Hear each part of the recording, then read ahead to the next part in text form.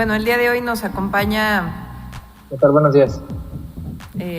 Aquí en el estudio, ay, sí, no es cierto, aquí en la oficina, en este espacio dedicado a las conferencias de prensa, nuestro compañero Pepe Merino, de la Agencia Digital de Innovación Pública, y nuestra secretaria de Salud, la doctora Oliva López.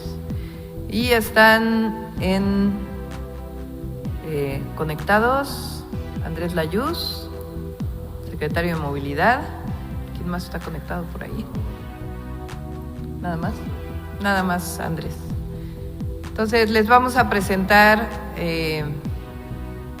a partir de mañana, como ustedes saben, se integran a las actividades esenciales, algunas actividades productivas definidas por el Gobierno de México, con estrictas, muy estrictas medidas sanitarias. Al mismo tiempo estamos ya iniciando, lo vamos a presentar aquí y se va a fortalecer en las próximas semanas, un modelo de vigilancia epidemiológica con una información muy clara a la ciudadanía, sobre todo aquellos que tengan síntomas de enfermedades respiratorias, para que nos ayuden a evitar contagios, y también a toda la ciudadanía con la señal,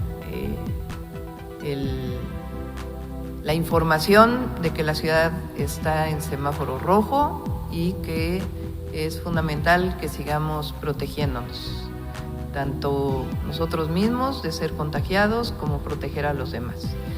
Entonces les vamos a hacer esta presentación también al mismo tiempo para evitar saturación en el transporte público. Se están presentando ciclovías emergentes que van a estar a prueba para ver su operación, su funcionamiento, pero tiene el objetivo de promover la bicicleta para evitar la saturación del transporte público. Entonces, le voy a dar la palabra primero a Oliva, ¿sí? Luego a Pepe y luego a Andrés Layuz, y luego ya pasamos a algunas preguntas. Buenos días a todos y a todas. Una cosa muy importante que tenemos que recordar y mantener en la discusión es que estamos en semáforo rojo. Y en estos términos, lo que tenemos que hacer es una serie de medidas, continuar con una serie de medidas en términos de la población en general y de aquellas personas que tienen síntomas. ¿Lo muevo aquí? Sí. Entonces, tenemos que seguir protegiéndonos todas las personas y protegiendo a los demás. Esto es fundamental, es el mensaje: protégete y protege a los demás. El coronavirus está presente, está contagiándose las personas, y por lo tanto las medidas son fundamentales. En semáforo rojo seguimos solo saliendo para actividades esenciales. El mensaje es evitar salir. El uso de cubrebocas, si tenemos que salir, el uso de cubrebocas es vital, el uso correcto. Lavarse las manos, todas las medidas que ya se han señalado de higiene, lavarse las manos con frecuencia, usando agua y jabón, usar gel antibacterial al 70% de alcohol, la sana distancia, eliminar totalmente el saludo de mano, el abrazo, los saludos de beso, y sobre todo mantener la sana distancia.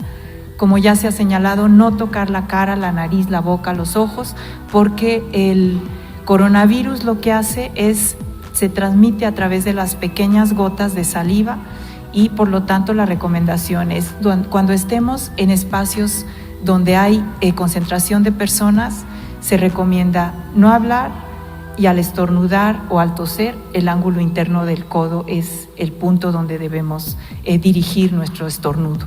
Es fundamental. Las medidas para las personas que tienen síntomas, aquí insistir, el autorreporte es fundamental, el aislamiento. Esto es una cosa de conciencia y de protección a los demás. Inmediatamente al identificar algún síntoma respiratorio, lo que tenemos que hacer es quedarnos en casa y sobre todo tratar de aislarnos si convivimos con personas con comorbilidades y seguir utilizando intensivamente el SMS 51515 con la palabra COVID-19 o llamar a Locatel.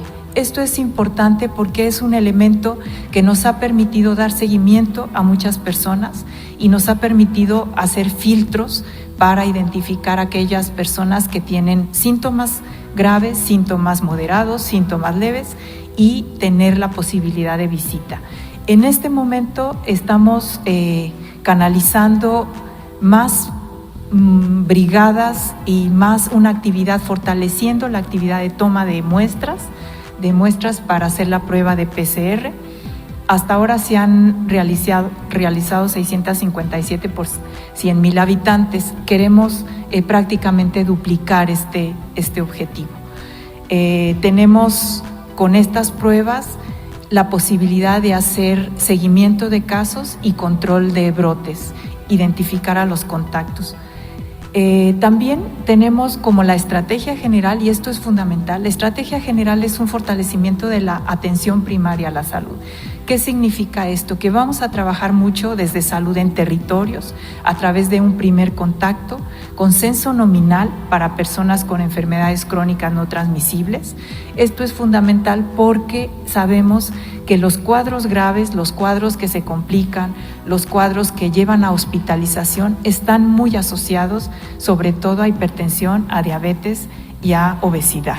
Entonces vamos a fortalecer vamos a desarrollar este censo nominal y a fortalecer el trabajo en territorios. Y el sistema de seguimiento epidemiológico tendrá lo que ya se ha venido desarrollando, el tamiz a través del SMS y telefónico, la canalización a una unidad de salud, sea hospitalaria o centro de salud, la posibilidad de hacer la prueba de PCR, si así lo define este seguimiento clínico epidemiológico, y el rastreo de contactos. Todo esto con el propósito de avanzar en territorios por la salud y en barrios y colonias libres de COVID-19. Ese es nuestro propósito.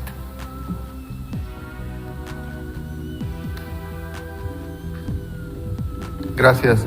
Una parte importantísima de esta incorporación de algunas actividades, aunque reiterar que seguimos en el semáforo en color rojo, con todas las restricciones que ello implica, es la implementación en la Ciudad de México con el liderazgo de la Secretaría de Salud y el acompañamiento de la Agencia Digital de un sistema pues realmente exhaustivo y riguroso de seguimiento epidemiológico que les quiero explicar de manera muy, muy simple, ¿no? Hay muchas formas cuando una persona desarrolla síntomas en las que las autoridades se pueden dar cuenta de que esta persona existe y tiene síntomas. Puede ser en el centro de trabajo, ¿no? Que tienen varios filtros sanitarios, medida de temperatura, etcétera. Puede ser porque la persona se acerca directamente a un centro de salud, o bien el resultado positivo en un laboratorio privado, o el sistema que, como ustedes saben, desde el 17 de marzo tenemos habilitado en la ciudad de SMS, que además se acompaña, por supuesto, de llamadas de Locatel y también otros puntos de entrada como el sitio y Facebook. Entonces, hay una persona con síntomas. Si esta persona tenemos el contacto telefónico, que son la mayoría, casi por definición, Locatel hace un segundo tamizaje. En este segundo tamizaje, si se trata de una persona con comorbilidades, por ejemplo, hipertensión, diabetes, obesidad, se le canaliza a un hospital, como ya se ha venido haciendo desde toda la tercera fase, dada la disponibilidad. Y es importante señalar que ahora, cuando una persona se acerque a un hospital o a una clínica, se le va a pedir, aun cuando, digamos, la atención ocurra en la clínica o el centro de salud o el hospital, que use el sistema de SMS. En caso de no tener forma de hacer el contacto telefónico, bueno, pues hay brigadas de salud en tu casa y con el apoyo de Participación Ciudadana para hacer este procedimiento en la vivienda. Entonces, lo que seguiría es un sistema de seguimiento clínico y de pruebas. Entonces, en la ciudad, como decía la secretaria, actualmente tenemos una tasa de 660 por cada 100,000 habitantes, que es una tasa muy similar a la que tiene, por ejemplo, la ciudad de Seúl, pero queremos llegar a 1,500, que es evidentemente pues un incremento importante. Esto en habilitando 114 centros de salud como centros de testeo. Entonces lo que ocurre es, si tienes comorbilidad, Locatel, los médicos de Locatel te van a guiar a un hospital. Si no tienes comorbilidades y hay algún tipo de síntoma, lo que haremos es canalizarte a un centro de prueba en donde te harán pues la prueba, y queremos que los resultados ocurran de manera rápida. En caso de ser negativo, hay un fin de tu confinamiento, ¿no? Es decir, a lo mejor tienes un catarro, en fin. Si sales positivo y no requieres atención hospitalaria, entonces ahí la indicación, y es una indicación obligatoria, es aislarte, ¿no? 14 días, que es el tiempo que pasa la ventana de contagio, y en caso de ser necesario, dadas las condiciones socioeconómicas, por supuesto se mantiene la entrega de kits médicos que incorporarán además un oxímetro y el manual de uso de este oxímetro para medir de manera muy oportuna pérdidas en oxigenación.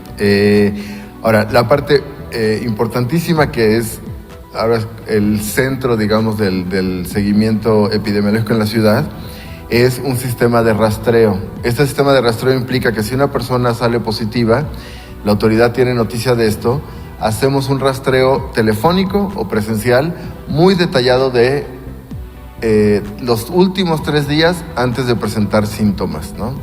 Esto es si salí a la tienda, si fui a ver a mi abuelita, que no tendrían que ir a ver a sus abuelitas, si fui a una fiesta, que tampoco tendrían que hacerlo. En fin, todas las personas con las que por razones de salir a actividades esenciales tuve algún tipo de interacción.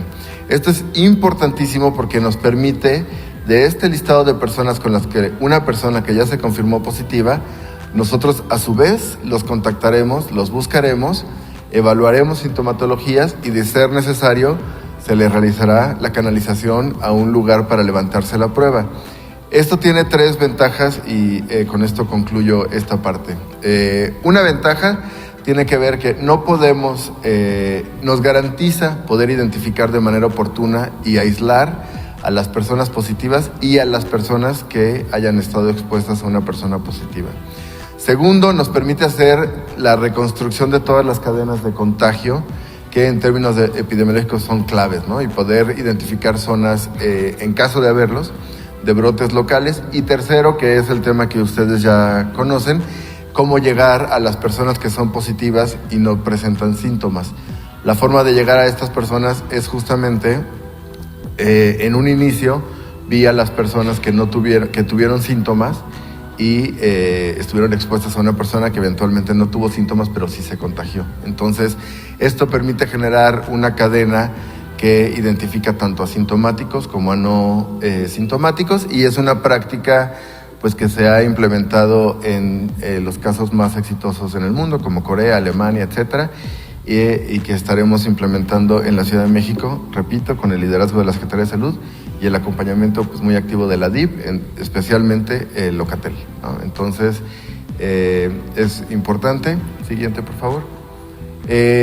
Guías básicas, esto es muy importante, ¿no? Seguimos en color rojo, las medidas para todos y todas en realidad no han cambiado. Esto es más bien reiterar lo que sabemos, pero nunca sobra. Es evitar salir, es decir, salir únicamente para actividades esenciales y, de ser posible, una sola persona por hogar. El uso de cubrebocas en espacios abiertos y cerrados. Uso de gogles o, en su caso, caretas en lugares concurridos. Lavado de mano o bien el uso de gel arterial al 70% de alcohol, especialmente después de haber tenido algún tipo de contacto, por ejemplo, con monedas, billetes, objetos, ¿no? Cargar siempre nuestro botecito de gel para ello, ¿no? Evitar tocarnos nariz, ojos, boca. Mantener un mínimo de 1,5 metros de distancia entre persona y persona. Evidentemente, como dijo la secretaria, no saludar de beso, mano o abrazo. Utilizar espacios y asientos asignados señaléticamente, ya sea en lugares a los que se tiene que acudir o en el transporte público. De esto es muy importante, no gritar, hablar en voz baja. Entre más subimos el volumen, más gotitas emitimos al hablar, entonces tratar de mantener voz baja y de acuerdo a indicaciones que ustedes habrán leído de la Secretaría de Trabajo Federal, evitar el uso de bufandas, mascadas, collares, corbatas, barba y bigote en el espacio de trabajo exactamente y por supuesto estornudar en el ángulo interno del codo. En el caso de actividades económicas esenciales, ustedes saben, hay actividades que no se cerraron, como venta de alimentos, aunque tienen reglas de operación, ¿no? Se incorporan construcción, se incorpora minería, pero con reglas pues bastante importantes. Estas son reglas generales, que es el uso de cubrebocas de todo el personal y caretas en caso de ser necesario en espacios cerrados en todos los centros de trabajo, lavado frecuente de manos, y eso implica habilitar, y además uso de gel bacterial y facilitar, por supuesto, el gel, control de acceso y egreso para medir temperatura o algún tipo de síntoma, señalética de flujos, esto es importantísimo, un solo punto de entrada, un solo punto de salida, evitar el doble sentidos, y esta señalética tiene que estar marcada en los centros de trabajo, limpieza y desinfección frecuente de herramientas, ¿no? Y en espacios compartidos o de herramientas compartidas, privilegiar la ventilación natural y, en su caso, sanitización constante y obligatoria del sistema de ventilación artificial, escalonamiento de horarios y días laborales en donde sea posible. En caso de contagio, la persona deberá aislarse durante 14 días y los centros de trabajo, como veían en el flujo anterior, deben notificar en caso de tener un caso positivo, más allá de que la Secretaría de Salud también lo hará. La población vulnerable debe permanecer en aislamiento y evitar trabajar presencialmente y, por supuesto, cualquier síntoma, cualquier caso que haya resultado positivo, notificarlo a Locatel o enviar la palabra COVID al 51515. Siguiente, por favor. Todos, para cada uno de los sectores, no quisimos hacer, digamos, una lista exhaustiva. Tenemos los lineamientos muy detallados para cada sector. Tenemos las indicaciones de señalética para cada centro de trabajo y las reglas que deben seguir en sus actividades. Esto lo pueden encontrar en el sitio covid19.cdmx.gov.mx/medidas sanitarias. Este sitio además está vinculado, y es muy importante enfatizarlo, con la plataforma que el IMSS, como ustedes saben, ha habilitado para precargar información de empresas que reanudarán actividades, y además se incluye en el sitio algunas guías generales para la población en transporte público, en centro de trabajo, si voy a comprar, etcétera. Son guías muy detalladas, muy específicas, y sí quiero enfatizar el tema de, aunque aquí a lo mejor pareció como una serie de recomendaciones muy generales, las medidas sanitarias para los centros de trabajo y los negocios que se incorporan son muy, muy detalladas y están disponibles en este sitio. Además, en este mismo sitio, desde el 15 de junio, vamos a habilitar un registro. Esto es muy importante y ojalá nos ayuden a difundirlo. Todos los negocios, formales o informales, que vuelvan a iniciar actividades según el color del semáforo. En este caso, por supuesto, seguimos en semáforo rojo y son solo las actividades esenciales, más los tres sectores que se incorporaron desde la Federación. Pero bueno, tienen que ingresar con llave CDMX, que es la llave de acceso a la interacción digital con el gobierno. Tienen que elegir el sector, el nombre de la empresa. Aquí, esa es la parte importante, tienen que leer las medidas sanitarias y hacer clic para decir que leyeron y que van a seguir estas medidas y que aceptan cumplir, por supuesto, con ellas. Y esto les va a generar un certificado. Este certificado además tiene un código QR. Este certificado lo van a tener que pegar en los establecimientos. Repito, en este caso, por supuesto, solo aquellos que tienen actividades en semáforo rojo y los que se incorporan, ¿no? Como el sector construcción, pero ustedes lo tienen que pegar, bueno, las personas lo tienen que pegar en sus establecimientos y, por supuesto, esto es motivo de verificación, ¿no? Esto lo que nos garantiza es que leyeron las medidas, que se comprometieron a seguirlas y es parte importante del sistema de seguimiento epidemiológico de la ciudad. Y le pido al secretario de Movilidad, Andrés Layuz, que nos cuente de las ciclovías emergentes. Gracias. ¿Qué tal? Buenos días a todas y todos. Muchas gracias. Como saben, tenemos de los centros de atención en la movilidad de la ciudad ha tenido que ver con el descongestionamiento del transporte público. Para eso se han tomado varias medidas a lo largo de este periodo y como medidas adicionales estamos implementando en este momento ciclovías emergentes que van en paralelo a dos de los trayectos más importantes de transporte público en la ciudad, que conectan el sur, centro y norte y que conectan el oriente y el poniente de la ciudad. Estos trayectos son a lo largo de la línea 1 de Metrobús, en el carril derecho de Insurgentes, y en el caso de la línea 2 de Metrobús, que es eje 4 sur, también en el carril derecho en la mayor parte del tramo. Las ciclovías ya se empezó a implementar la de Insurgentes en este primer momento, y será una expansión gradual por la infraestructura que esto implica. Se están instalando ya 12 kilómetros que van desde Álvaro Obregón hasta Mixcoac. Esos son lo que empezó el día de ayer y estará listo mañana en la mañana en todo ese tramo. Las ciclovías consisten en balizamiento en ambos sentidos para señalizar que por ahí van ciclistas. Hay separadores con dovelas, que son las estructuras anaranjadas de plástico que solemos usar para confinar obra, y los confibuses, señalamiento en intersecciones y apoyo de personal de tránsito de la Secretaría de Seguridad Ciudadana y del equipo de radares de CEMOVI para garantizar la seguridad de las personas. Es importante recalcar que el trabajo que ha estado haciendo, y esto es en conjunto la Secretaría de Movilidad, la Secretaría de Seguridad Ciudadana y la Secretaría de Obras, el trabajo de la Secretaría de Obras se está haciendo en buena medida con material reciclado. Son confibuses reciclados y también el material de señalización vertical será reciclado.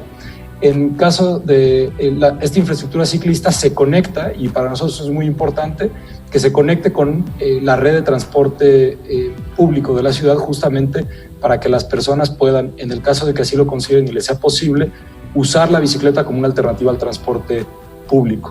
Entonces hay interconexión con el carril bus-bici de eje 7 sur, donde hoy va el trolebús, también con el carril bus-bici en eje 8, que también lo conocen y por ahí circula RTP, y también con la línea 1, línea 2 de Metrobús, como es obvio, la línea 9, la línea 12, y con 56 cicloestaciones de ecobici, de tal manera que es una zona donde las bicicletas son accesibles para las personas. Sin embargo, adicional a esto, en la siguiente lámina, podemos ver que haremos un préstamo gratuito de bicicletas en este primer tramo, justamente para las personas que quieran optar por usar una bicicleta. Tendremos en disposición, adicional a lo que ya se tiene de ecobici, 150 bicicletas que se le podrán prestar a personas que se acerquen a los módulos que vamos a poner ahí, y anunciaremos en unos días también ya una reducción de 50% a nuevas inscripciones de ecobici y un mes gratis a las renovaciones. Y estas inscripciones contarán con un kit de bienvenida que incluye un cubrebocas, guantes ciclistas y toallitas desinfectantes para que las personas puedan viajar con todas las medidas de higiene.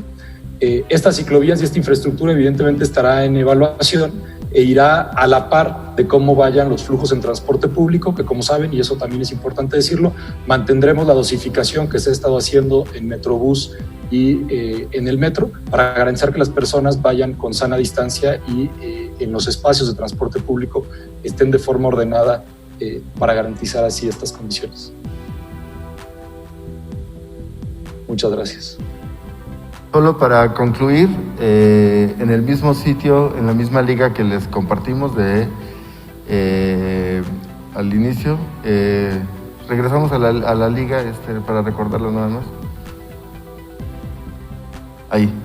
Es covid19.cdmx.gov.mx /medidas sanitarias, habrá una serie de materiales descargables para los centros de trabajo, y estos son algunos ejemplos, que se pondrán, por supuesto, en lugares visibles, ¿no?, de tráfico, comedores, etcétera, que enfaticen pues las medidas que se deben seguir para poder laborar en estos espacios, en los sectores del semáforo rojo, que son esenciales en un principio, así como también en algunos establecimientos en los que, en virtud de sus actividades, tiene que haber aún actividades, como es el caso de venta de alimentos, ¿no? Gracias.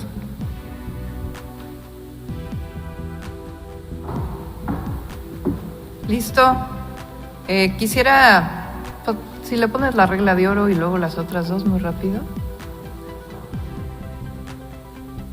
La misma presentación, al mero principio. A ver, entonces, el mensaje a la ciudadanía es: 1, la regla de oro frente al COVID-19 sigue siendo protégete y protege a los demás. La que sigue. Las 5 reglas básicas que debemos seguir en semáforo rojo: evitar salir si no es necesario. Si llegas a salir, usa cubrebocas. Lávate las manos frecuentemente con agua y jabón y usa gel antibacterial al 70% o usa gel antibacterial. Mantén la sana distancia y no te toques la cara, nariz, boca, ojos en el ángulo interno de tu codo. La que sigue. Y también, como reglas básicas, si hay cualquier síntoma de enfermedad respiratoria, es muy importante que hagan su mensaje al SMS o que llamen a Locatel para poderles dar seguimiento en caso de que esta enfermedad esté asociada a COVID-19, que tengan los síntomas. Se seguirá haciendo un diagnóstico clínico, una orientación para que, si tienes estos síntomas, no salgas de casa para evitar contagiar, y al mismo tiempo estamos buscando aumentar las pruebas para saber si son positivos o negativos en este modelo epidemiológico que se ha estado trabajando con la guía de la Secretaría de Salud del Gobierno de México. Entonces, este es el mensaje, y de nuevo seguimos en semáforo rojo a la ciudadanía y hay que protegernos entre todos. Iniciamos con ronda de preguntas y respuestas. Alejandro Cruz, de La Jornada.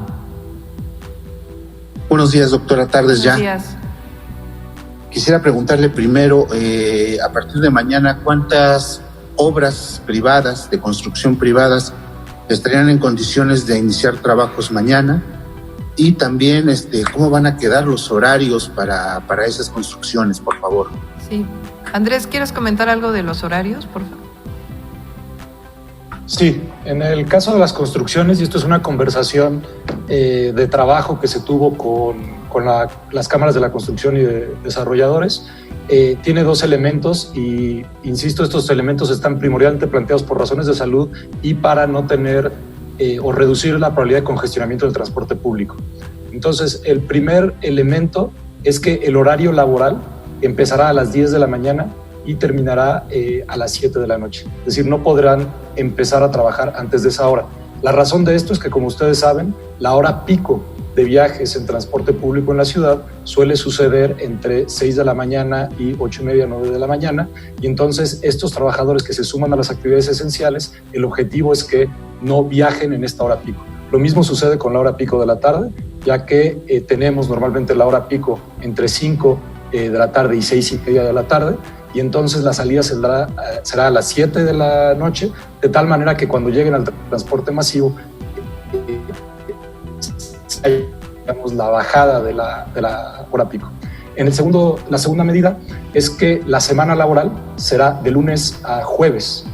La razón de esto es que se reduce el riesgo de contagio de los trabajadores que se incorporan a las actividades de la construcción, y también en caso de que hubiera personas o hubiera mayor riesgo de contagio cuando inician sus actividades laborales los lunes, las personas presentarían síntomas, o es más probable que presentaran síntomas el fin de semana que sigue, y por esa razón ya se tomaría la decisión de que no regresan a actividades, sino que se quedan en casa, como ha dictado la autoridad sanitaria.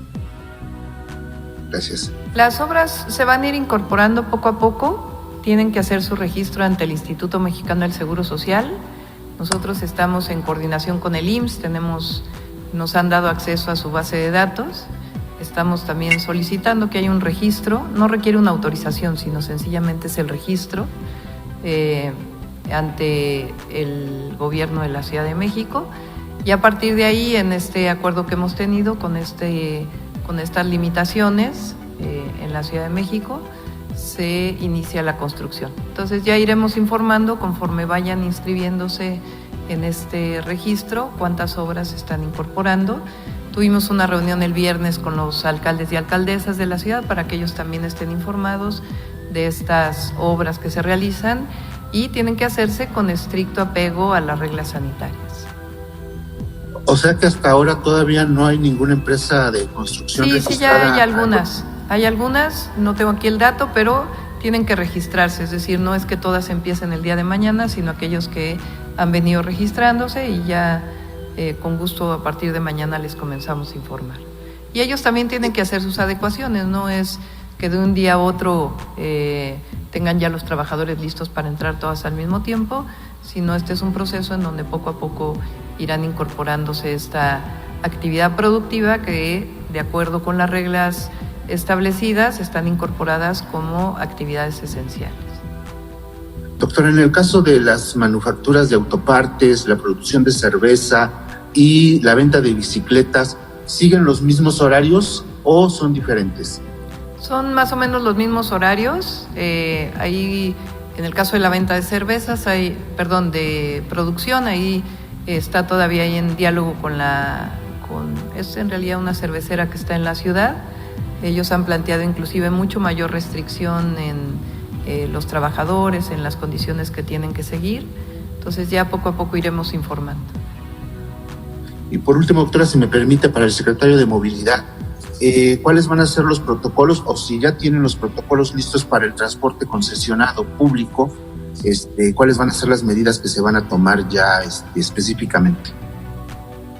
Como decía ahorita Pepe Merino, hay para todos los sectores que siguen operando, hay lineamientos muy detallados. Esto también incluye los de transporte concesionado, en donde las unidades tienen que ir a 50% de la capacidad, debe de ser señalizado en cuáles asientos no se deben de sentar personas para mantener la sana distancia, y debe de haber ventilación en todas las unidades, ventilación natural, es muy importante que haya ventilación natural, y también estamos pidiendo a las personas que no griten, no canten y en la medida de lo posible hablen en voz baja para justamente que no haya más saliva en el aire. Muchas gracias, secretario. Doctora, muchas gracias. Gracias. Siguiente pregunta, Emanuel Morales de Multimedios. Hola, ¿qué tal, doctora? Secretarios, muy buenas tardes. Buenas tardes. Yo quisiera saber, doctora, si tienen el dato de cuántos trabajadores van a regresar mañana a las actividades y también dónde van a ser las zonas o quizá las alcaldías donde se incremente la movilidad y si habrá un operativo especial por parte de la Secretaría de Seguridad Ciudadana. Sí, en realidad estas tres actividades y la adicional de producción de cerveza que incorporamos, no es que todo va a ser el día de mañana, que eso es un mensaje muy importante.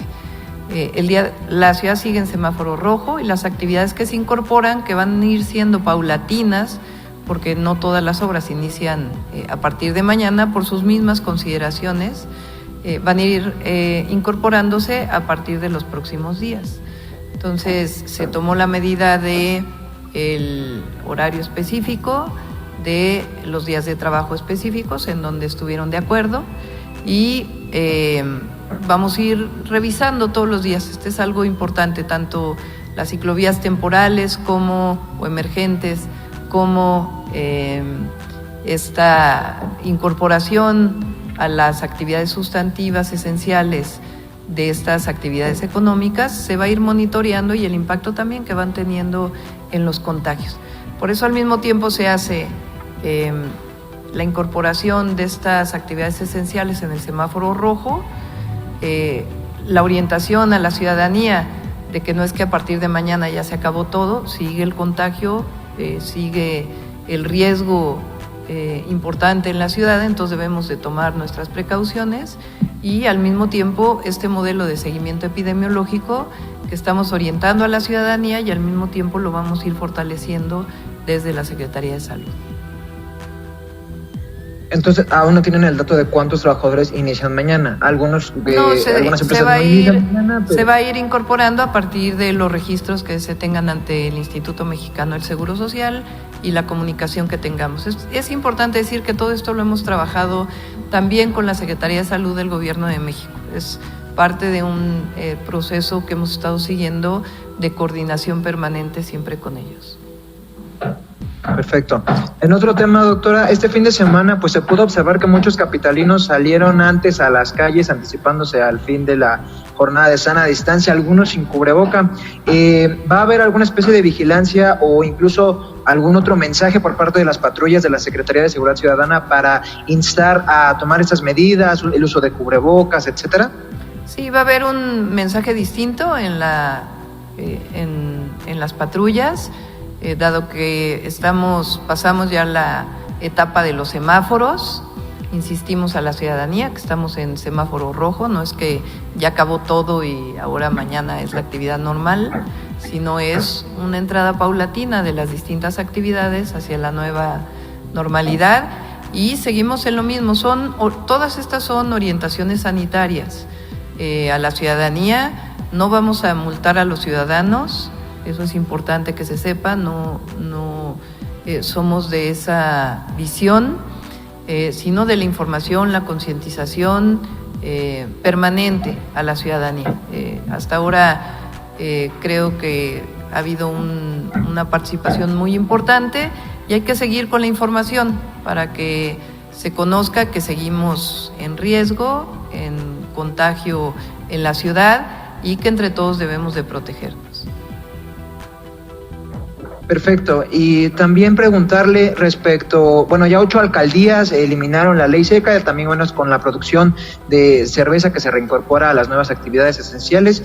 La pregunta sería, en caso de que se registren nuevas fiestas clandestinas, de hecho ayer hubo una en Iztacalco, la cual desplegaron elementos de la Secretaría de Seguridad Ciudadana, ¿se volverían a implementar las leyes secas en las alcaldías? Sí, las alcaldías lo hicieron a partir de una definición y lo que estaba ocurriendo en cada una de las alcaldías. Entonces depende de ellos, de los alcaldes y alcaldesas, de poner o no la ley seca y repetimos a la ciudadanía que es importante seguir manteniendo las medidas para evitar contagios en la ciudad.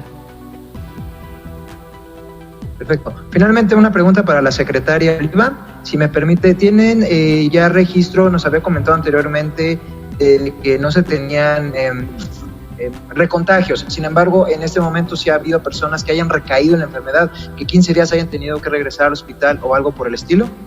No, habitualmente cuando se da de alta a una persona es que ya transitó esa fase crítica de las unidades hospitalarias, se da de alta y ya transitó esa fase crítica. Tenemos la unidad temporal COVID, donde sí se ha seguido la convalescencia de algunas personas que requerían todavía seguimiento, y en el caso de la unidad temporal COVID sí hay 7 personas que tuvieron recaída, pero en general no es lo habitual. Estas 7 personas que tuvieron recaídas sí tuvieron que estar en el área de cuidados críticos y 2 de ellas regresaron al hospital, pero no es lo habitual. Ya una vez que se sortea el cuadro crítico, ya las personas, se sortea favorablemente, ya las personas se curan y siguen en la convalescencia y mejoran. ¿Puede haber un recontagio en los próximos días de personas que ya se curaron? Todavía no se conoce suficiente del comportamiento del coronavirus, aunque todos los días tenemos nuevas evidencias científicas. Hasta ahora no hay recontagios. Lo que sí puede ocurrir, y es en pocos casos, es que el periodo de que se vuelve negativa la muestra tarda más de 2 semanas, pero es lo menos frecuente. Perfecto. Muchas gracias, secretaria. Buenas tardes a todos. Continuamos con Cecilia Nava del Sol de México. Buenas tardes, a todos y todas. Me queda una duda. Hace un momento comentaron que se contemplaban realizar alrededor de 1.500 pruebas, que es la meta por cada 100.000 habitantes. Pero también comentaron que en 114 centros de salud, esta es la duda, ¿en estos 114 se estarán realizando las pruebas y cuáles serán? A ver, hasta ahora, como lo he comentado en varias ocasiones, nosotros en la ciudad aumentamos el número de pruebas PCRs que se realizan con un protocolo de investigación que se sigue con el Instituto Nacional de Nutrición y con el Instituto de Investigaciones Genómicas. Eso en promedio significa poco más de 600 pruebas por 100.000 habitantes en la ciudad. Este número de pruebas vamos a aumentarlo en el periodo siguiente, de tal manera que podamos tener estas pruebas disponibles en 114 centros de salud, para que las personas que tienen los síntomas puedan irse a realizar esta prueba al centro de salud. Entonces, estamos en ese proceso, en ese periodo. Todo esto está coordinado también con la Secretaría de Salud Federal, con los institutos nacionales de salud, de tal manera que podamos tener un seguimiento de las personas que han sido contagiadas y que por estar en el periodo de contagio a otras personas puedan aislarse de mejor manera. Entonces, no solamente es un seguimiento de la propia pandemia, de la epidemia en la ciudad, sino también de que las personas tengan la posibilidad de saber si son positivas o negativas.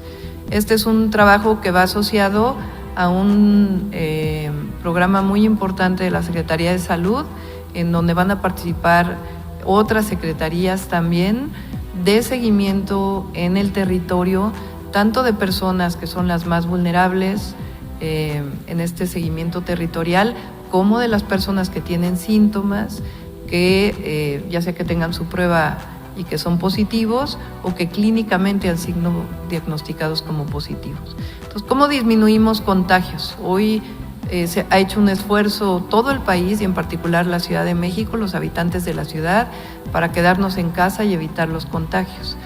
Pero también es importante que en este proceso hacia la nueva normalidad, las personas que salen positivas se aíslen para no seguir contagiando. Entonces, este procedimiento lo estamos fortaleciendo y en el seguimiento también de tener una mayor atención primaria a la salud. Es parte de este fortalecimiento de la salud, de la prevención y la atención a la salud, en una visión que tiene la Secretaría de Salud y que compartimos con el Gobierno de México para una mayor atención a la salud de nuestros habitantes. Doctora, en el caso de que uno de los trabajadores de estas empresas que ya van a reiniciar se enfermen de COVID, ¿cerrarán toda la empresa o cómo actuará el gobierno al respecto? Sí, es el seguimiento epidemiológico que hace la Agencia de Protección Sanitaria, sí es verdad, de la Secretaría de Salud del Gobierno de la Ciudad.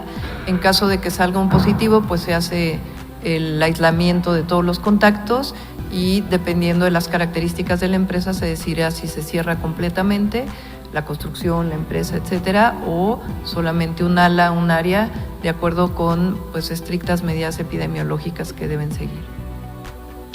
También comentaron de que se integra el tema del oxímetro. ¿Cuántos recursos contemplan destinar y cuántos oxímetros se van a empezar a dar? Sí, estamos en colaboración con algunas empresas que han sido muy solidarias para una donación a la ciudad. Fíjense, ahora se han repartido cerca de 11,000 kits de salud, de apoyo a las personas que clínicamente han sido diagnosticadas con COVID-19 y que siguen la enfermedad en su casa.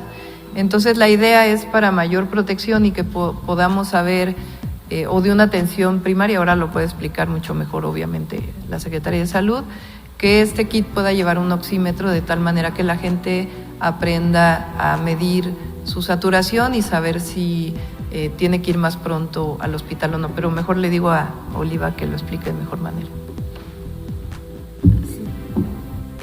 La incorporación del oxímetro en el kit tiene que ver con esta visión anticipatoria y de identificación temprana de cuadros graves, porque como sabemos el COVID-19, una de sus facetas es que es una hipoxia silenciosa, quiere decir que va bajando la saturación de oxígeno y las personas no se dan cuenta, y entonces con este pequeño dispositivo simple, de uso simple, es un oxímetro digital, nos permite identificar esa reducción de saturación de oxígeno tempranamente.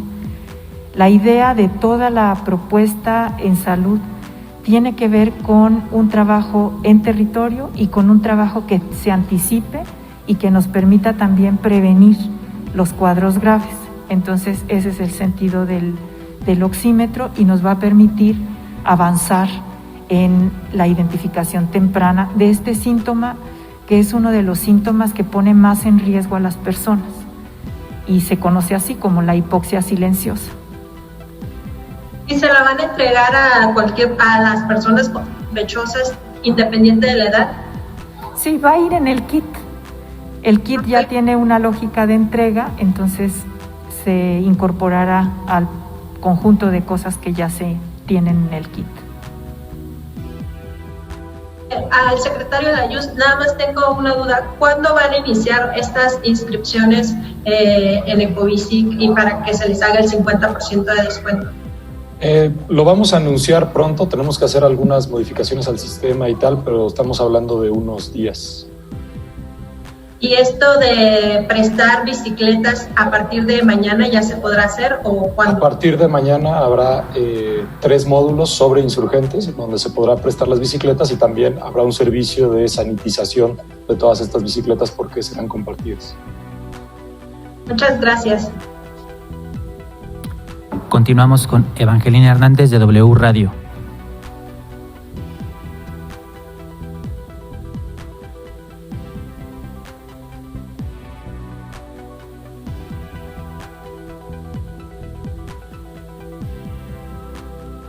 Evangelina. Tiene que abrir su micrófono. Ahí está. Tienes que abrir tu micrófono, Evangelina. Sí, Ahí está. bueno. Sí, Hola. sí. Gracias, buenas tardes. Buenas tardes. Doctora, usted dice que no sabe cuánta población se va a incorporar mañana porque se tienen que hacer los registros ante el Instituto Mexicano del Seguro Social. Sin embargo, yo creo que el gobierno sí sabe cuál es la proyección, tiene que tener una proyección de aproximadamente cuánta población se estaría incorporando, no solamente a partir de mañana, sino en los próximos días. ¿Me la podría decir, por favor? Sí, lo dijimos hace unos días, Evangelina, inclusive ya salió publicado, que tenemos una estimación de que en el transporte público pudiera llegar a incrementarse en 500,000 personas, particularmente en el metro. Por eso esta idea de que pueda modificarse, o más bien hacerse un horario distinto para evitar que las actividades que ya son esenciales ahora y que tienen un horario, pueda cambiar el horario en donde se mueven las personas que se dedican a la construcción o que participan en la construcción. Y vamos a ir midiéndolo todos los días, como lo hemos hecho hasta ahora, para saber si hay saturación o no. Y en el propio sistema de transporte público, tanto en el metro, Metrobús, se están tomando medidas para evitar la aglomeración de personas y orientando a la ciudadanía al uso del cubrebocas para evitar contagios. Doctora, veo que a nivel federal y a nivel local hay mucho énfasis en las medidas que se van a aplicar en este regreso en las empresas y un poco en el transporte público como el metro y el Metrobús, pero si ustedes se dan una vuelta por el oriente en el microbús, en el transporte concesionado, pues la gente se sube, no hay sana distancia, no hay cubrebocas, van todos amontonados. De acuerdo a ustedes, ¿el transporte concesionado sería el foco rojo de los contagios de aquí en adelante? Habría que ver a qué rutas te refieres, porque la verdad es que una muy buena parte de las rutas de transporte concesionado han colaborado, pues la verdad, muy bien, y la misma ciudadanía, la propia alcaldía de Iztapalapa inclusive ha puesto en varios lugares en donde se toma el transporte público, lugares para lavarse las manos. Entonces, ha habido mucha cooperación y la orientación sigue siendo a que sea el 50% de la ocupación y el uso de cubrebocas. Entonces, claro que hay focos rojos en distintos lugares y estamos buscando con esta información, esta comunicación, a que la ciudadanía siga cooperando y al mismo tiempo pues este seguimiento epidemiológico que nos permita saber si se incrementan los contagios, qué medidas adicionales tomar. Bueno, nada más le menciono Ruta 14. Y una pregunta para la Secretaria de Salud, por favor. Me gustaría saber entonces si en este regreso las pruebas anticuerpos están descartadas. Nosotros estamos trabajando con PCR, que es la prueba diagnóstica reconocida y que da mucha certidumbre en términos de la positividad. Entonces vamos a seguir trabajando con esa perspectiva de las pruebas PCR, que ha dado buenos resultados. Como ya se señalaba, ya hemos hecho más de 33,000 pruebas y se plantea tener un incremento notable de estas pruebas y sobre todo también con una visión estratégica de su aplicación para fortalecer vigilancia epidemiológica en grupos específicos, por supuesto en trabajadores de la salud, por supuesto en enfermos hospitalizados. Entonces, PCR es la prueba diagnóstica contundente. Secretaria, sin embargo, a pesar de que usted va a incrementar al doble este número de pruebas, aún así con 1,200, 1,300 pruebas por cada 100,000 habitantes, pues el porcentaje no llega ni a 1% de 100,000. O sea, es nada. Por ejemplo, es que eso depende de cómo se orienten las pruebas y a los grupos donde se oriente esta toma de muestra. Como se señalaba, pretendemos estar, por ejemplo, con los parámetros de Corea, que son reconocidos como un buen nivel de uso de pruebas. Muchas gracias. Perdón, nada más para retomar un poquito tu comentario, Evangelina. Ningún país del mundo tiene grandes porcentajes de pruebas, ¿no? Lo que se tiene que hacer, ni siquiera un país como, quizá el caso más radical es Islandia, que tiene 300,000 habitantes y que hizo una encuesta epidemiológica de 20,000 personas, que por supuesto son menos del 10% de la población. Y ese es el caso de mayor extensión poblacional de pruebas. La parte importante, y por eso el modelo de seguimiento epidemiológico es tan importante, es poder identificar a las personas que manifiestan síntomas, tener garantía de pruebas a estas personas, pero además poder hacer el rastreo de contactos de estas personas para que podamos identificar casos positivos en personas que no tienen síntomas, ¿no? Entonces realmente no es necesario hacer una prueba a un porcentaje alto de la población, no lo ha hecho nadie en ningún lugar del mundo, en ningún momento de la pandemia. Es más importante generar un modelo de seguimiento epidemiológico que te permite identificar casos sospechosos, casos positivos y hacer mejor uso de las pruebas PCR, que son las más confiables en el mercado, ¿no? Gracias. Continuamos con Manuel Durán de El Heraldo. Buenas tardes, doctora. Primero preguntarle cómo está, cómo ha estado de salud usted, si ha habido necesidad de que se aplique la prueba o no. ¿Cómo me veo, Manuel? ¿Por qué la pregunta? Yo digo no, me siento muy bien, Manuel. Pero aquí tomamos todas las precauciones con los compañeros. Si tenemos alguna reunión presencial, estamos a sana distancia, nos lavamos las manos todo el tiempo. En fin, estamos muy bien. Está al 100 entonces. Sí.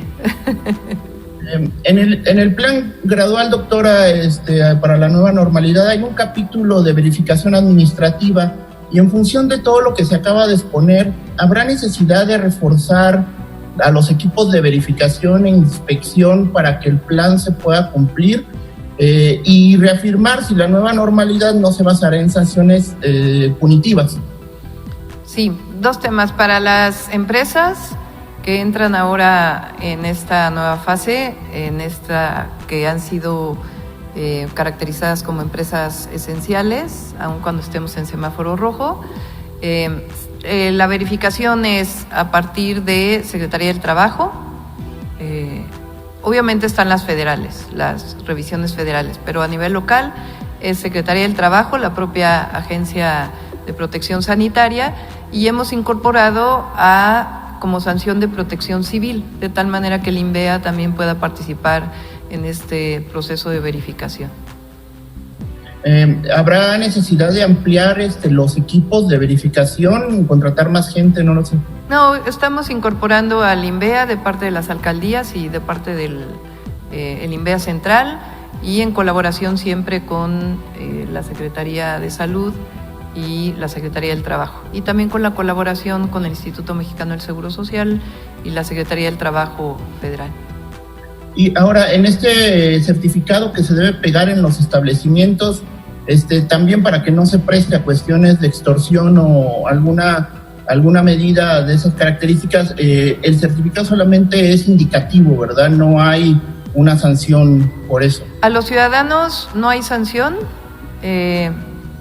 seguimos con esa convicción, y son orientaciones sanitarias que se dan para evitar contagios, para protegernos, y en el caso de las empresas siempre se busca que en una primera instancia sea una orientación, una revisión, una nueva manera de trabajar, por eso se habla de nueva normalidad en el semáforo rojo, y al principio va a ser una orientación, capacitación, formación, que es parte de lo que hace la Agencia de Protección Sanitaria, y en caso pues de haber redundancia, pues entonces sí se podría proceder a la clausura del establecimiento.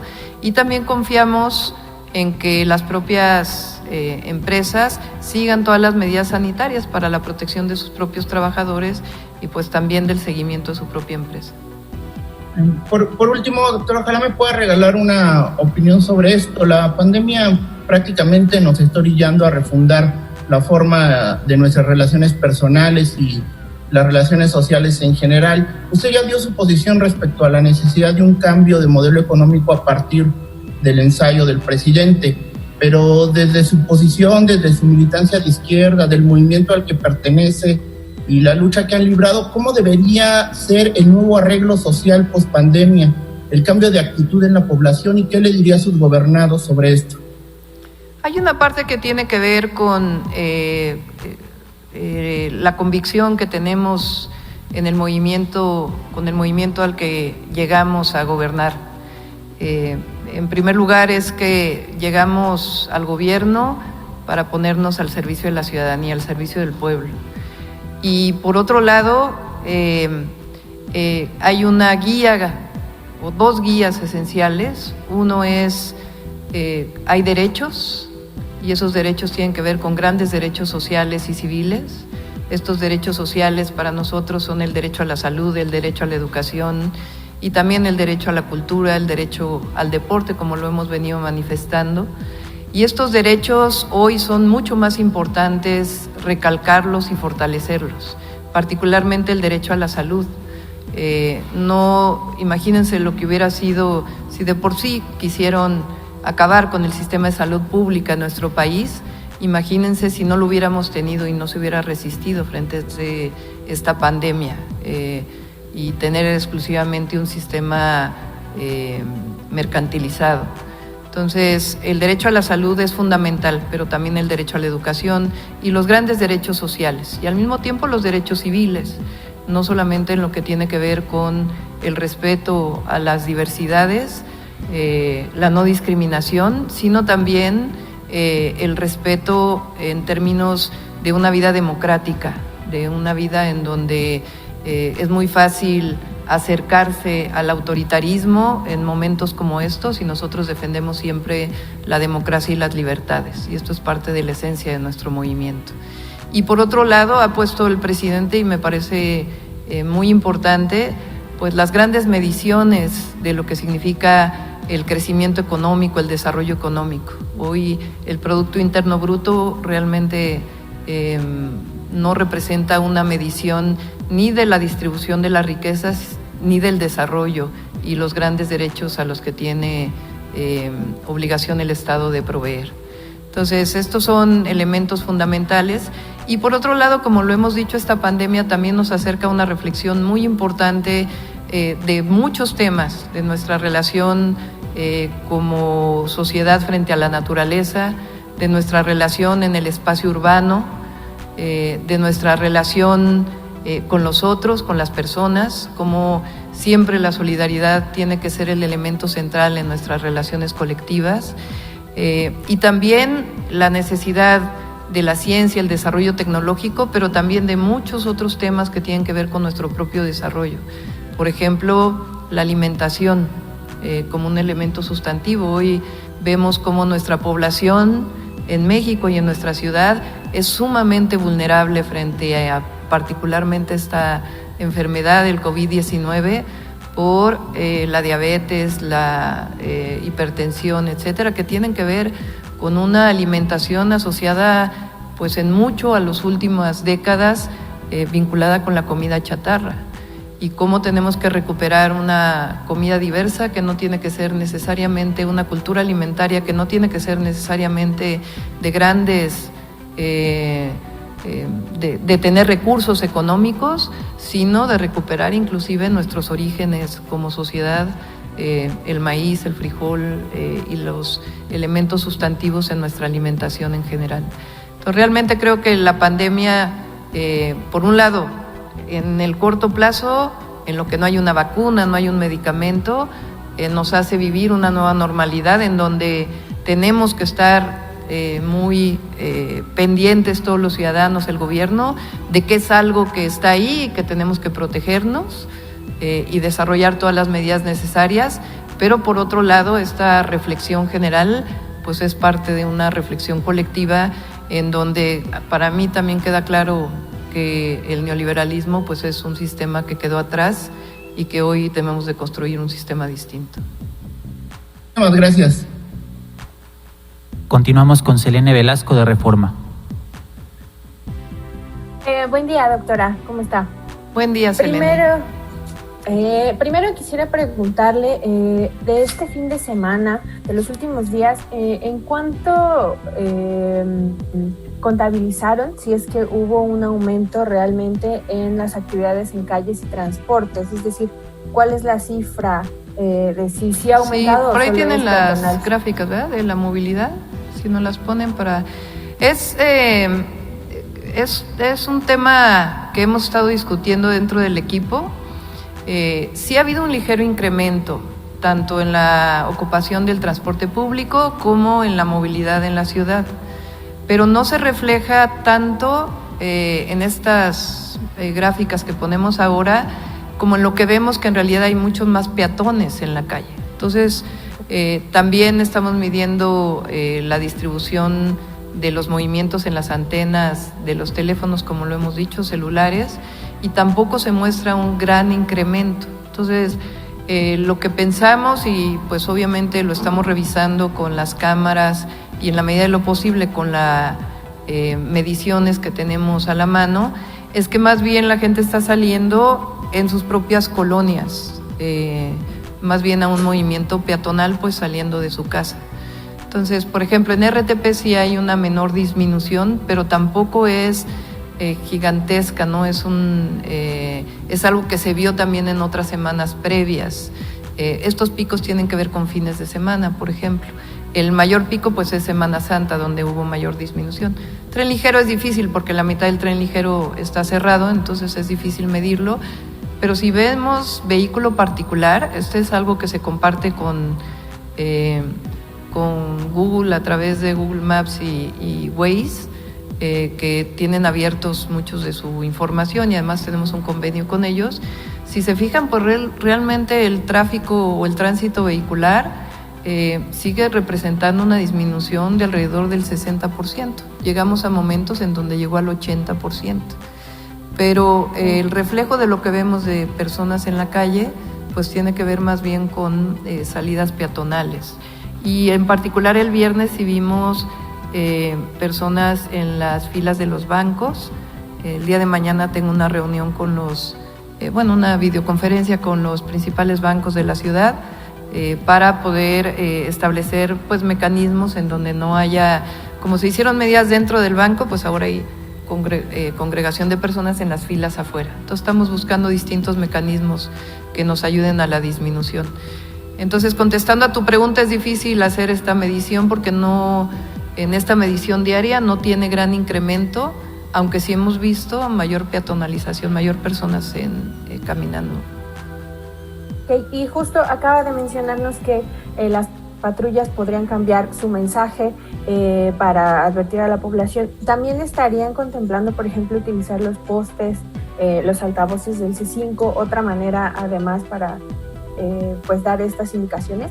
Sí, por lo pronto no pensamos utilizar los postes, no lo hemos hecho hasta ahora. El mensaje en las patrullas, va a cambiar porque pues la primera parte del mensaje dice estamos en emergencia sanitaria y hoy pasamos pues a la semaforización. Entonces tiene que ser coherente con esta etapa que orientó el Gobierno de México y la Secretaría de Salud del Gobierno Federal y a la cual nos hemos incorporado. Entonces iría más en el sentido de seguimos en el semáforo rojo, protégete, y estos son los mecanismos para evitar los contagios. Justo ahí, entonces la Ciudad de México ya está pasando el pico, se retrasó, siguen las predicciones como las proyecciones, como las habían mantenido. ¿En qué momento está la ciudad y qué se espera además o aparte del semáforo? La ciudad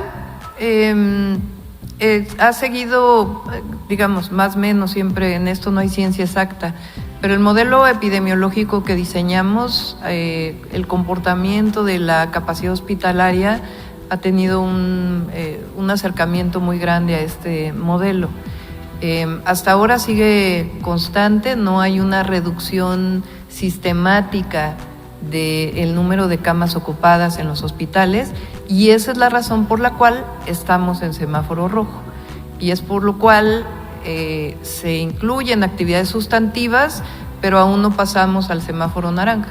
Y la orientación general que hemos hecho es, en la medida en que asumamos que estamos en semáforo rojo, más pronto vamos a pasar al semáforo naranja. Y esta es una orientación, obviamente, a nuestro seguimiento como gobierno y a la orientación que tenemos que dar, y también, evidentemente, a la ciudadanía. Por último, doctora, ya, como nos había dicho hace algunas semanas que estaban evaluando reunirse con algunos representantes de la iniciativa privada para estudiar si había o no apoyos fiscales finalmente. Con todo esto pues que prevén que haya menor ingreso para la ciudad, ¿qué pasa con estos apoyos fiscales? ¿Si se van a hacer o no? ¿Hay alguna evolución de esto? Y si es que ya tiene contemplado cuáles son los montos para los recortes, tanto para alcaldías, organismos autónomos, en caso de que el Congreso aprobara su iniciativa. Sí, son dos temas. El primero, hasta ahora no hemos contemplado ningún apoyo adicional. Hubo posposición de algunos pagos que se hicieron. Hasta ahora no se contempla, y sí estamos trabajando, que ya lo presentaremos yo creo que en una semana, poco más de una semana. El número de empleos que estamos pensando se generarán con nuevas construcciones y nuevas actividades productivas en la ciudad, lo cual permitirá que pues más pronto pueda recuperarse el bienestar de las familias en la ciudad y evitar pues mayor desempleo.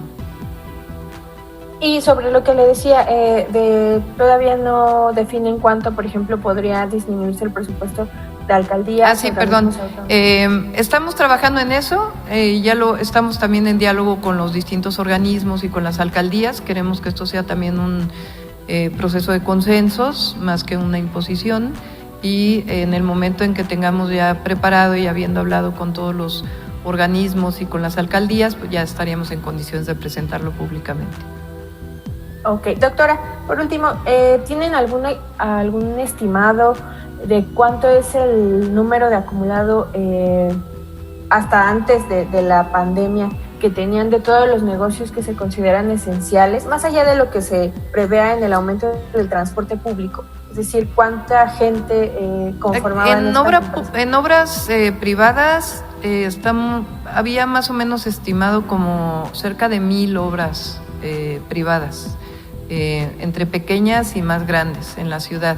Estamos hablando de obras que tienen que pasar por una autorización o un aviso a la Secretaría de Desarrollo Urbano y Vivienda o a la Secretaría de Medio Ambiente, ¿no? Hay obras mucho más pequeñas de remodelación de casas que solamente hacen manifestaciones en las alcaldías.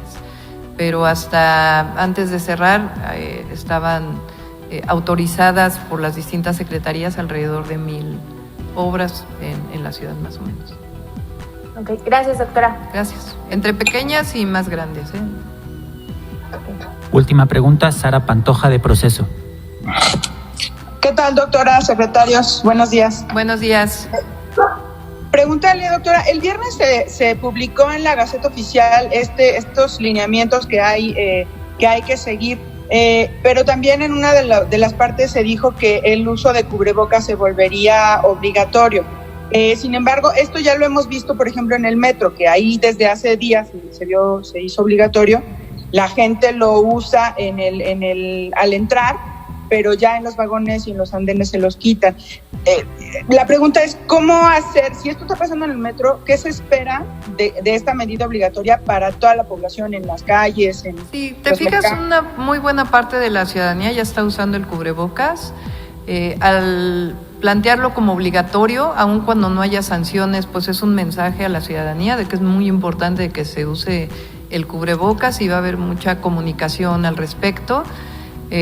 Igual este tema que por ahí salió del uso de barba, bigote, etcétera, es una orientación de la Secretaría del Trabajo en los lugares de trabajo, de ahí viene, de Trabajo Federal y del Instituto Mexicano del Seguro Social.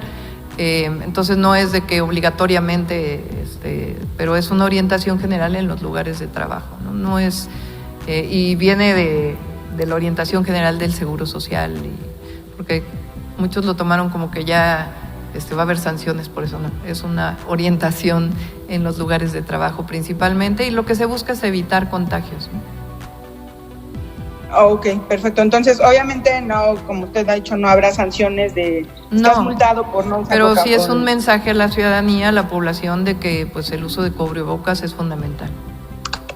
Perfecto. Doctora, también preguntarle, en esta parte de la validación que hablaban con las empresas, estoy un poco confundida por las empresas que tienen que hacer ese trámite con el IMSS y las que tienen que hacer el trámite con el gobierno capitalino, con la medida que explicaba el director de la DIF. O sea, la diferencia, todas las empresas que están inscritas con el IMSS tienen que registrarse y sacarse el certificado en el IMSS, y las que no, lo tienen que hacer en la página de la Ciudad de México. Todas en todo, y es un registro, no es un trámite, es un registro que tiene electrónico.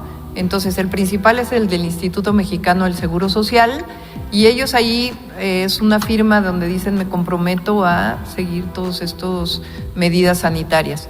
Como nosotros pusimos algunas adicionales que tienen fundamentalmente que ver con horarios, entonces estamos pidiendo que también se registren y firmen electrónicamente este certificado que dice que en efecto se comprometen a seguir estas reglas que se han establecido mientras estemos en semáforo rojo. Entonces, solo para aclarar, ¿cuáles empresas, digamos, son las que se tienen que registrar? Todas en los dos, y es un registro muy rápido. El del IMSS es un poco más tardado, nos dan la información, el nuestro es muy, muy rápido, es nada más poner el nombre de la empresa, su giro y leer, digamos, acepto las reglas de operación en la Ciudad de México, ¿no? Y se llena directamente con el folio del IMSS. Es un registro muy, muy rápido que tienen que hacer las empresas. Pero entonces, por ejemplo, una papelería que tiene 2 empleados y no los tiene registrados en el IMSS, ¿también tiene que hacer eso en el IMSS? Ahorita las papelerías todavía no están habilitadas para abrir. Cuando tengan que abrir, me parece que es en semáforo amarillo. Por eso estamos hablando de semáforo rojo, por eso. Okay. O sea, acuérdense que en semáforo rojo, pues las medidas todavía tienen que ser muy estrictas. Las medidas sanitarias tienen que ser muy, muy estrictas, precisamente porque estamos en semáforo rojo. Entonces son para aquellas actividades productivas que se consideraron esenciales y que estamos buscando pues un compromiso por parte de la empresa, de tal manera que se compromete a todas las medidas sanitarias establecidas por el Seguro Social y las medidas adicionales que estamos poniendo en la Ciudad de México por estar en semáforo rojo. Muy bien, ok. Perfecto, doctora. En cuanto a no sé si ya tengan una estimación general de cuánto es la afectación tanto de la inversión extranjera como la nacional, que la afectación que ha tenido económicamente la Ciudad de México por todas las medidas que obligó la emergencia sanitaria. Sí, estamos en ese trabajo, ya prácticamente tenemos, pero no solamente es la afectación, sino la recuperación de la actividad económica y la recuperación de los empleos en la ciudad, que pues, evidentemente ahí tenemos que concentrarnos. Entonces, estamos en un trabajo ahí con las cámaras, con grupos empresariales comprometidos con la ciudad, y tanto en el tema de la construcción como otras actividades productivas en la ciudad, aun cuando se esté en semáforo naranja, amarillo, se está buscando reactivar la ciudad y sus empleos. Entonces, estamos en este proceso de trabajo en donde, obviamente, como lo he dicho siempre, pues el tema de la salud sigue siendo prioritario, pero también el bienestar de las familias y la recuperación del empleo. Pero hay una cifra, digamos, en números, en pesos, millones de pesos de las que podamos hablar, de la afectación. Hasta este momento no podríamos dar un número específico, y cuando lo presentemos va a ir acompañado de la recuperación, es decir, no solamente el impacto que tuvo, sino cuál es el programa de recuperación. Muy bien. Si me permite, para el secretario de Movilidad, esta cuestión de las alcaldías temporales, ¿la pueden hacer también las alcaldías por su parte? O sea, no solo que esté haciendo CEMOVI, CEMOVI como gobierno central, sino también las alcaldías. Las ciclovías emergentes, sí, nosotros estamos en contacto con alcaldías. Hay algunas alcaldías que han mostrado el interés por un programa similar en las vías que son atribución de la alcaldía, que son vías secundarias. Entonces lo iremos revisando con ellos conforme vayan presentando. Si hay alguna otra solicitud para ampliarlo de otra forma, porque ellos detectan una demanda que cubrir importante, también lo atenderemos para evaluarlo. ¿Nos puede comentar qué alcaldías y en qué vías le han presentado los proyectos? Las dos alcaldías que han preguntado más que presentado proyectos son Azcapotzalco y Miguel Hidalgo. Okay. ¿Y las avenidas? ¿Le hablaron de avenidas? En este momento ellos nos dijeron que evaluarían qué avenidas, pero en el caso de Miguel Hidalgo habló, me parece, de Molière, que es una vía secundaria. En Polanco. Oiga, secretario, para este préstamo de las bicicletas que va a ser que va a empezar mañana, ¿habrá algún tipo de seguro para los ciclistas o para la gente que quiera usar estas bicicletas prestadas? Los usuarios de Ecobici cuentan con un seguro cuando usan Ecobici, entonces en ese caso aplica. Pero o las que se van a prestar son bicicletas. Así es, son bicicletas de Ecobici las que se están prestando. Perfecto. Y por último, doctora, si me permite, nos están reportando que en el Ajusco hay mucha gente que está ya haciendo como picnics, que está volando papalotes, que están pues en día de campo ahí. Pareciera que están incluso celebrando que hoy que ayer se terminó la jornada nacional de sana distancia. ¿Qué decir al respecto, doctora? Vamos a revisar este tema y sobre todo informar a la ciudadanía. Aquí depende no solo del gobierno, sino de la participación de todos y de todas, seguir responsablemente asumiendo que todavía hay una propagación importante del virus y que debemos de seguir las indicaciones del semáforo rojo. ¿No es peligroso, doctora, que ya haya gente afuera que esté desestimando estos llamados? Vamos a seguir con la información y es responsabilidad del gobierno y responsabilidad de la ciudadanía. Siempre hemos creído en eso, en la comunicación, en la información, en la educación, y que entre todos nos cuidemos. Perfecto. Muy bien, les agradezco. Que tengan buen día. Gracias a todos y a todas. Muchas gracias. Gracias.